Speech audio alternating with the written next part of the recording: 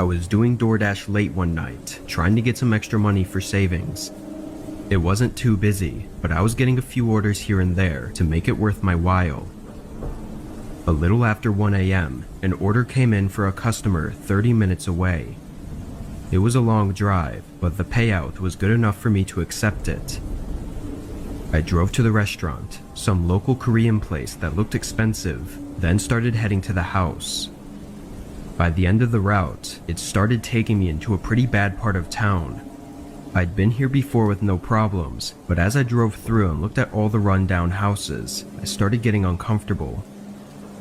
When I got to the address, I parked on the side of the road.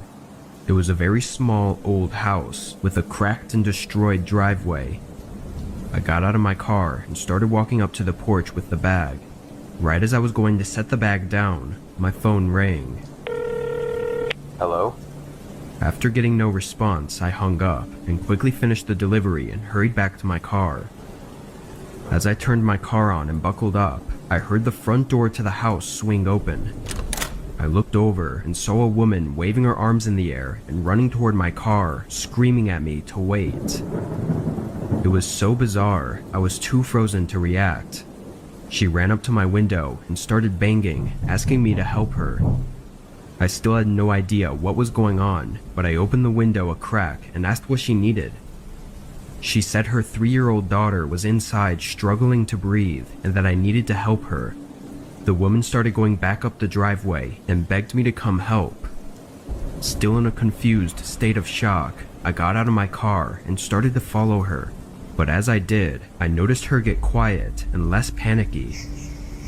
I started thinking more now that the situation was less chaotic and sudden, and realized how strange this was. Have you called 911 yet?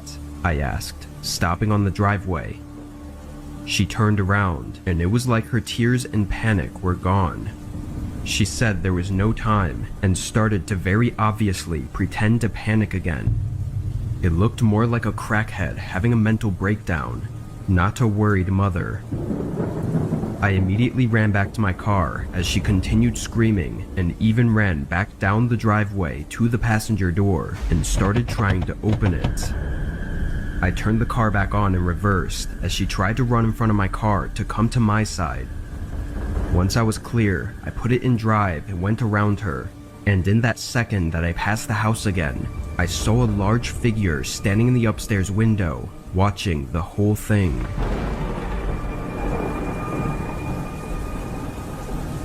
As soon as I got out of the neighborhood, I dialed 911 and told them the address and situation.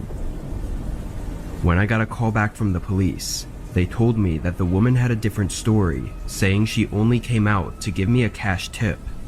They also noted that she lived alone with no record of having any kids or adults living with her. This only made me more horrified about the situation, but after talking some more with the officer, it was clear that nothing could be done. There was no proof for either of our stories, and trying to press charges would be a pointless battle. On top of this, the officer seemed tired and not in the mood to deal with anything, but I knew he was right about me not being able to do much, so it was all left as that. In my gut, I know that she was trying to get me inside the house for dark reasons, especially knowing that she had no kids. The scariest part of it, after knowing everything, was seeing that person inside the house watching us and knowing that he was eerily waiting for me to enter the home.